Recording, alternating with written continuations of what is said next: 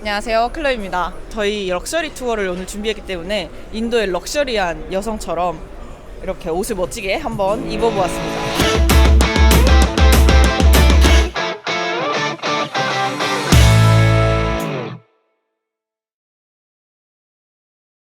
저희는 이제 오늘 뭄바이에서 2일차고 로드아라는 기업 미팅하러 이동하고 있는데, 오늘은 럭셔리 투어로 좀 준비를 한 만큼 가장 키포인트로 저희가 봐야 될 부분이 저희 S플러스가 좋아하는 기업, 그 관점 11가지 중에서 늘어나는 인구에 대해 좀 집중해서 저희가 한번 봐보면 좋을 것 같다고 생각을 하고 있거든요.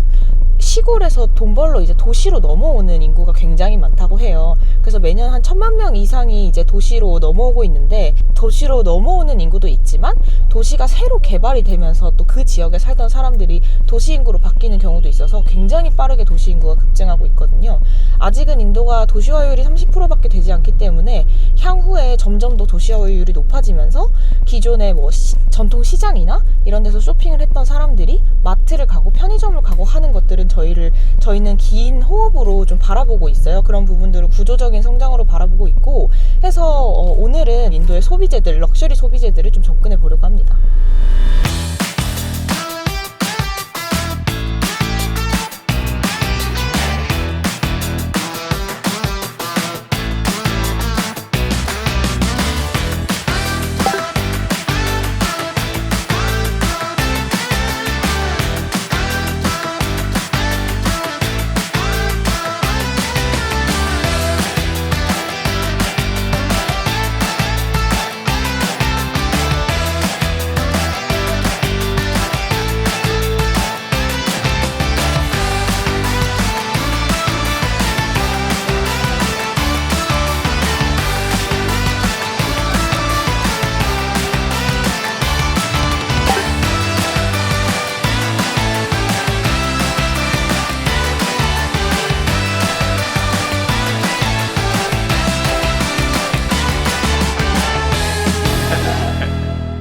The Indian real estate market is witnessing a strong recovery in recent years and led by first-tier cities. Considering that rapid urbanization in India is one of the key growth drivers for the market, the real estate market, and what is the future outlook for India's urbanization rate and what could be a factor that accelerate this trend? 로드아는 일단 그 인도의 부동산 시장은 뭄바이가 거의 전체 이제 세일즈의 한 30-40% 정도를 차지하고 있거든요. 근데 이 가장 큰 뭄바이 시장에서 1등을 하고 있는 브랜드고, 뭄바이에서 마켓 쉐어가 11% 정도 되는데 1등이 11% 로드하고 2등이 3% 정도 되고 있어요. 그래서 2등과의 격차가 상당히 벌어져 있는 1등 기업이라고 봐주시면 될 것 같고, 뭄바이 같은 경우에는 원래 남문바이를 기준으로 처음에 발전을 하기 시작했는데, 그래서 이 남문바이는 굉장히 고급 주택 지역이고 되게 부자들이 많이 사는 그런 럭셔리 지역이거든요. 근데 원래는 이 남문바이 지역에서 럭셔리 주택을 위주로 사업을 많이 하다가 최근에는 이 교외 지역의 인프라들이 많이 깔리기 시작하면서 교외 지역에는 조금 더 어포더블한, 조금 더 중산층들이 많이 살 수 있는 그런 대규모 빌리지들을 개발을 하고 있어요. 근데 아까 저희 미팅하면서 이야기 들어보니까 그 빌리지 사이즈가 뭐 이렇게 하나의 동 정도 사이즈가 아니라 거의 구 사이즈의 빌리지를, 그러니까 한 회사가 그 구 사이즈를 전체를 다 개발을 하고 있는 거고, 그래서 뭄바이 지역, 그리고 MMR 지역이라고 하거든요. 뭄바이랑 그 교외 지역까지 다 포함을 해서 MMR에서 현재 1등하고 있는 그런 부동산 개발사다라고 봐주시면 될 것 같습니다. 그 미국이나 뭐 한국이나 이런 디벨롭된 마켓에서는 부동산을 그렇게 좋아하지 않죠. 왜냐면 에셋 헤비하고 돈도 많이 들어가고, 그리고 돈을 투자를 해서 그게 실제 이익으로까지 이어지는데 굉장히 좀 래깅이 많이 되는 타임라인을 가지고 있는 사업이기 때문에, 그리고 그 안에서 이제 변수도 굉장히 많고 불확실한 경우들이 많아지면서 트래킹하기가 어려워진다는 좀 단점이 있어서 사실 그렇게 선호되는 비즈니스 모델은 아닌 것 같아요. 근데 저희 슈퍼아시아에서는 이 부동산 산업을 굉장히 좀 좋게 보고 있는 이유가, 인도나 동남아 같은 경우에는 아직 소득 수준이 워낙 낮고, 여전히 저희 길에 보면 알겠지만 여전히 막 판자로 지은 집에 사는 사람도 너무 많고, 또 집에 제대로 된 집에 거주를 하더라도 뭐 벽돌로 쌓은 집에 산다거나 또 생활 수준이 상당히 좀 낮은 상황이기 때문에 그런 것들이 그 GDP가 올라오면서 GDP per capita가 상승을 하면서 소득 수준이 늘어났을 때 결국에는 한국이나 미국이나처럼 좀 제대로 된 그런 갖춰져 있는 안전이 보장되는 집에서 살고 싶어 하는 그 니즈가 엄청날 거라고 생각이 돼요. 우리가 인간이 필수적으로 필요한 세 가지가 결국 의식, 주인데 사실 주거지가 가장 인간의 안전을 가장 마음의 안정을 주는 그런 공간이잖아요. 그래서 집은 인간의 본질적인 욕구를 가장 많이 채워주는 공간이기 때문에 그런데 그런 부분들이 이렇게 개발도상국에서는 아직 부족한 부분이 많고 침투율이 굉장히 낮아서 앞으로 장기적으로 또 구조적으로 성장할 수 있는 가능성이 훨씬 더 많다라고 보고 있어서 이런 개발도상국에서는 저희가 부동산 산업도 상당히 좋게 보고 있고 또 굉장한 럭셔리 소비재라고 보고 있습니다.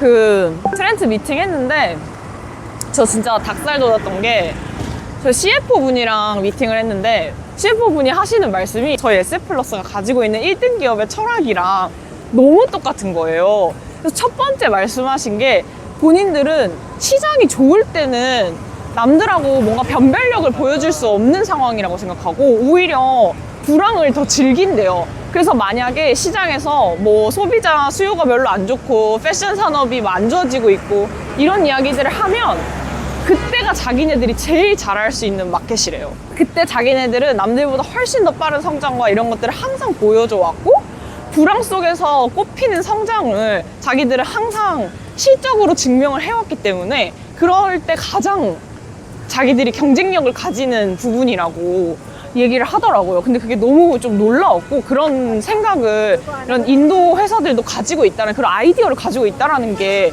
진짜 놀라웠어요.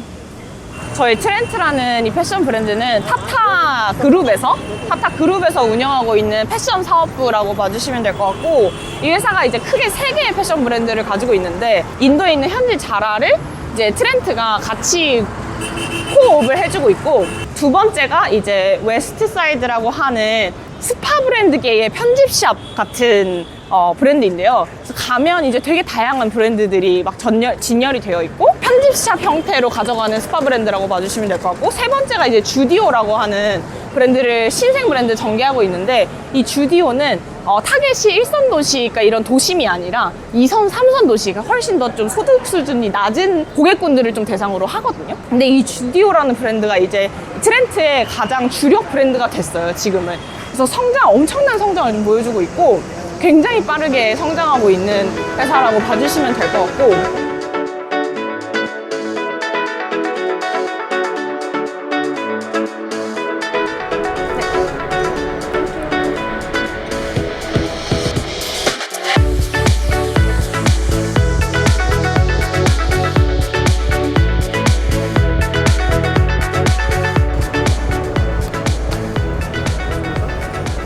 최근에 워낙 인도도 소득 수준이 높아지고 소비 수준도 높아지고 지적 수준이 높아지게 되면서 이런 트렌드나 패션에 있어서 저선 도시에서도 되게 트렌디하고 패셔너블한 옷을 입고 싶다는 니즈가 많이 강해졌다고 하더라고요. 아시는 것처럼 인도가 전 세계에서 인구가 가장 많은 국가고 최근에 또 중국을 앞질렀기 때문에 거기다가 가장 젊고 역동적인 인구 구조를 가지고 있는 국가이다 보니까 이 MZ세대가 엄청나게 많잖아요. 가장 많은 MZ세대를 보유한 국가잖아요, 사실. 근데 이 인도 젊은 친구들도 2선 도시, 3선 도시 이렇게 좀 소득 수준이 낮은 도시에 사는 사람들은 사실 이런 옷이나 패션 이런 것들이 거의 이제 필수 소비재였죠. 저희가 생각하는 그 의식주에 들어가는 그 의의 의미에 가까웠는데 이들도 이제 소득 수준이 늘어나고 또 해외 문화들을 온라인 뭐 인스타그램이나 유튜브 이런 데를 통해서 너무 빠르게 접할 수 있는 환경이 만들어지다 보니까 사실 이 사람들도 이 패션에 대한 눈을 탁 뜬 거예요. 그러면서 나도 이런 옷을 입고 싶다, 나도 이런 거 사고 싶다, 나도 이렇게 해보고 싶다, 꾸며보고 싶다라는 욕망은 되게 컸는데 아까 미팅하면서 CFO분도 말씀하신 게 인도에서는 해외의 대부분의 것들을 경험할 수 없다고 하더라고요, 아직은. 그래서 그런 해외에서 줄 수 있는 쇼핑 경험, 해외에서 주고 있는 소비재 기업들이 주고 있는 그런 경험들을, 소비 경험들을 자기네들은 인도 컨텍스트에 맞춰서 그걸 변화해서 인도 소비자들한테 주는 것이 가장 큰 목표 중에 하나고 그것이 우리 브랜드를 이렇게 역동적이게 만드는 어떤 매개체 중에 하나다, 이런 말씀을 해주셔서 그런 변화들이 많이 일어나고 있는 것 같아요. 특히 인도가 이제 저가 스마트폰이 나오면서 굉장히 빠르게 뭐 디지털 금융 침투율이라든지 전반적인 인터넷 보급률 자체가 올라갔고, 기존에는 사실 컴퓨터는 비싸고 그 픽스 라인을 쓰려고 하면 그런 건 돈이 많이 드니까 그런 게 잘 안 깔려 있었고, 인프라도 안 좋았고, 소득 수준도 낮아서 컴퓨터를 살 수 없었는데, 핸드폰은 사실 그렇지 않잖아요. 그러다 보니까 이 디지털 침투율이 굉장히 빠르게 올라오면서 이런 소비 트렌드들도 특히 젊은 세대를 중심으로 빠르게 변화되고 있는 모습을 보여주고 있고, 그런 트렌드 중심에서 이 트렌트라는 기업이 굉장히 좀 포지셔닝을 잘 해서 브랜드를 전개해 나가고 있다는 생각이 들더라고요. 네, 여기는 지금 지오 월드 플라자인데요. 까르띠에, 에르메스 등 다양한 글로벌 명품 브랜드들이 입점해 있고, 현재 인도에서 가장 많은 명품 브랜드들이 입점한 몰이에요. 이곳은 릴라이언스 그룹이 11월에 새롭게 오픈한 몰인데요. 릴라이언스 그룹은 아시아 최고 부자인 무케시 암바니가 이끄는 무려 시가총액 290조의 인도 최대 재벌 그룹인데요. 석유화학을 시작으로 리테일, 패션, 통신, 신재생 등 다방면으로 좀 사업을 확장하면서 지금은 인도의 현대화 그리고 산업화를 주도하는 기업 중에 하나입니다. Can you recommend some Indian brands? Yes, I can. Basically, 인도에서 제일 잘 나가는 화장품, 스킨케어 화장품 보여주시나요? What is the best product, best seller in the whole portfolio? Brand. Yeah. One of the best products we have this one. Can we try? It has a 24 karat gold ash.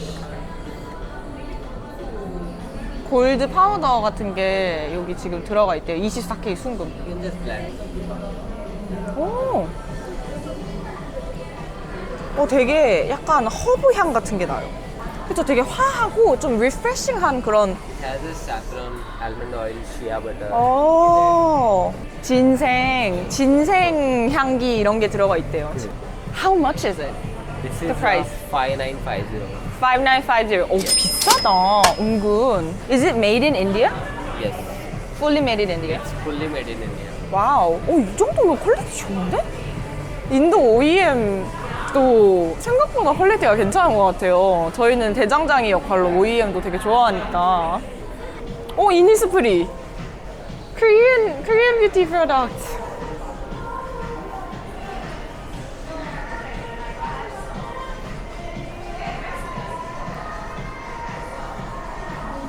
이게 인도가 사실 워낙 좀 국가가 크다 보니까 이 네트워크 쌓고 채널 만들고 하는 것들이 돈이 많이 들고 자본력이 많이 드니까 글로벌 대기업들이 들어와서 완전 잠식을 하고 있던 그런 시장이었는데, 모바일 생태계가 갖추어지면서 사람들이 스마트폰을 쓰기 시작하고 뭐 SNS로, 인스타그램으로, 유튜브로 다양한 브랜드들을 접할 수 있는 새로운 채널이 좀 생기다 보니까 이 인도 사람들도 인도 브랜드를 접할 수 있는 기회가 모바일 네트워크를 통해서 생겼고, 그러다 보니까 이거 한번 써볼까? 예쁜데? 하면서 실제로 또 이런 티라 같은 이런 매장도 저는 플랫폼이라고 생각을 하거든요. 이런 새로운 형태의 매장이 생기다 보니까 사람들이 직접 와서 제품을 써보고, 근데 저도 지금 써봤을 때 상품이 굉장히 괜찮거든요. 그러다 보니까 이런 신생 브랜드들도 커지면서 마켓쉐어를 좀 가져가고 있는 그런 상황이고, 인도 신생 기업들, 인도 로컬 브랜드들이 커지면서 그 안에서 산업을 활성화시키는 그런 기회가 되지 않을까.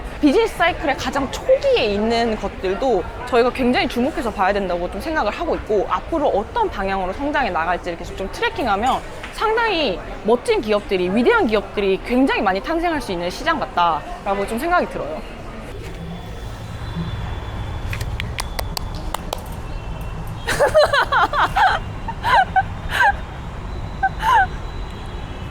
저희 여기서 앉아서 찍으면 멋있을 것 같아요.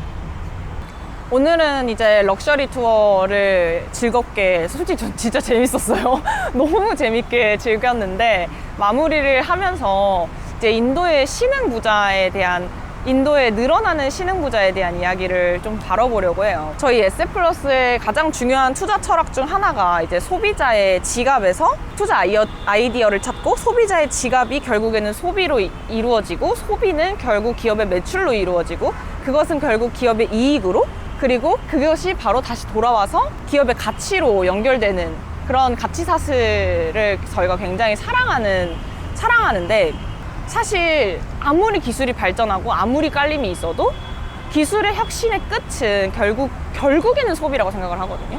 왜냐하면 소득이 증가하면 당연히 자연스럽게 소비 수준도 상승되고 기존에 못 사던 디스크레셔너리, 그러니까 경기 소비재, 뭐 내구재라든지 오늘 봤던 주택이라든지 아파트라든지, 그리고 또 패션도 훨씬 더 아까 말씀드린 것처럼 좀 더 고급 또 트렌디한 걸로 넘어갈 수 있게 되고 더 선택의 폭이 넓어지는 그런 과정들을 가져갈 수밖에 없는데, 소비 수준이 업그레이드 된다는 것은 생활 수준이 같이 올라간다라는 거라고 생각을 하거든요. 예를 들어 집에 세탁기가 없다가 세탁기가 생기면 나의 삶의 질이 훨씬 더 한 번 업그레이드가 되잖아요. 인도 소비재에서 크게 두 가지 핵심 포인트로 나눠서 보고 있는데, 경제 성장에 따라서 증가하는 신흥 부자를 위한 럭셔리 마켓과 소득 수준 향상에 따른 소비 업그레이드, 계속 말씀드렸던 그 생존의 소비에서 소유의 소비, 경험의 소비로 넘어가는 그 사이클 안에 있는 모든 것들, 늘어나는 중산층이 소비할 수 있는, 그리고 소비할 거라고 기대가 되는 모든 산업과 모든 소비재들이 다 여기에 포함된다고 봐주시면 좋을 것 같아요.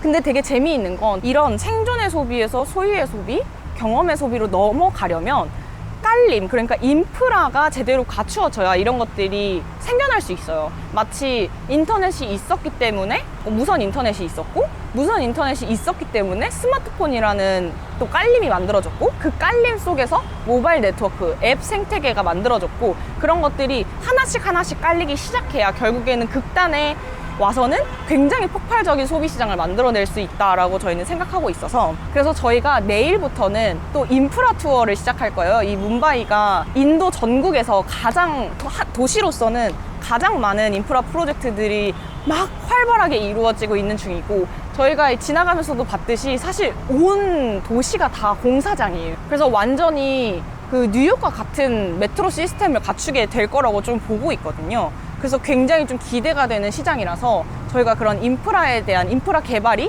국가의 발전이나 또 소비 시장에 미치는 영향들을 내일부터는 좀 알아보고자 합니다.